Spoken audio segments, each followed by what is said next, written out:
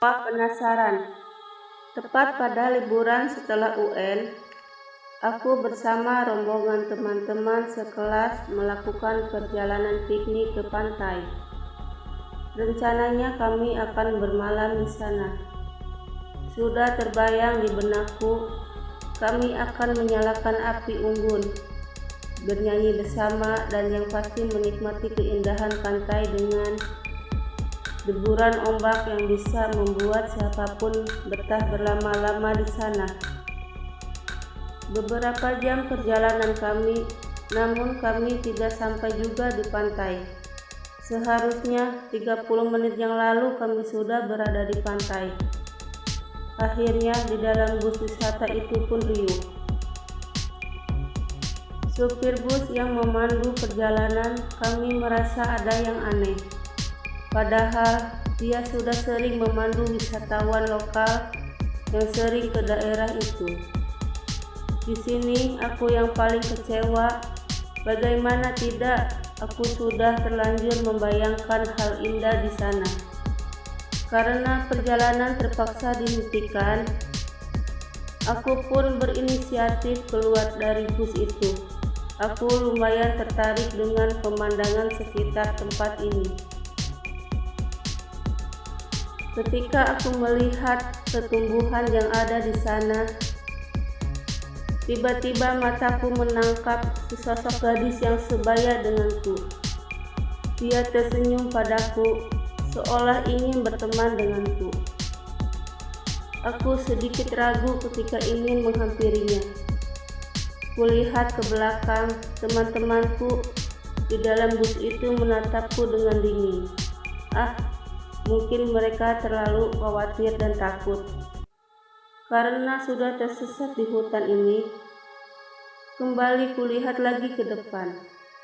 Sosok gadis tadi masih tersenyum menatapku seraya melambaikan tangan pertanda isyarat menyuruhku ikut bersamanya. Entah setan apa yang merasukiku, aku mau saja mengikutinya. Dia pun berjalan perlahan, kuikuti langkahnya dari belakang. Ketika kakiku sampai di tempat gadis itu berdiri, aku menoleh ke belakang untuk memastikan teman-temanku masih berada di dalam bus. Dan hilang, kemana mereka tadi? Bukannya bus itu tidak kemana-mana. Kalaupun bus itu akan pergi, pasti aku bisa mendengar suaranya. Gadis tadi kembali melambaikan tangannya. Kali ini perasaanku berubah menjadi takut. Siapa gadis ini? Kenapa dia berusaha mengajakku mengikuti langkahnya? Sekarang aku hanya berdua saja. Teman-temanku raib secara tiba-tiba. Bagaimana aku bisa pulang? Sedangkan hutan ini asing sekali bagiku. Tiba-tiba gadis itu membuyarkan lamunanku. Hei, ayo ikut aku, cepat, perintahnya. Aku yang sedari tadi tak berani berbicara, akhirnya memberanikan diri bertanya. Siapa kamu sebenarnya? Tanyaku. Langkah gadis itu terhenti. Kemudian ia hanya menjawab, nanti kau juga akan tahu. Ia pun melanjutkan langkahnya yang sempat terhenti. Tak lama kami pun sampai di rumah gadis itu. Bisa dibilang rumah yang sangat sederhana. Mari masuklah, ajak gadis itu kepadaku. Aku pun dengan sedikit ragu mengiyakan ajakannya. Ketika tiba di dalam, tampak kedua orang tua gadis itu sedikit terkejut dengan kehadiranku. Nak, siapa anak ini? Tanya ayah gadis itu. Anak ini tadi bersama-sama dengan mereka, ayah. Jelas gadis itu. Oh Tuhan, untung kamu selamat, anak manis. Ibu gadis itu menimpali aku yang kebingungan. Apa maksud semua ini? Maksud kalian, mereka itu siapa? Gadis itu pun menceritakan hal yang sebenarnya kepadaku. Begini, saat itu, ketika rombongan teman-temanmu sudah bersiap-siap naik bus, kamu belum sampai juga. Menunggumu membuat yang lain tidak betah, dan bus pun akhirnya meninggalkanmu. Aku terhenyak mendengar penjelasan gadis itu, dan kamu harus tahu, dalam perjalanan menuju pantai itu, tiba-tiba rem busnya blong. Bus itu pun oleng dan akhirnya jatuh ke dalam jurang. Sumpah, bulu kuduku langsung berdiri. Jadi, bus yang kutumpangi bersama teman-temanku tadi itu, bus, aku tidak berani menyebutkan itu. Jadi, yang bersamaku tadi bus hantu, tanyaku.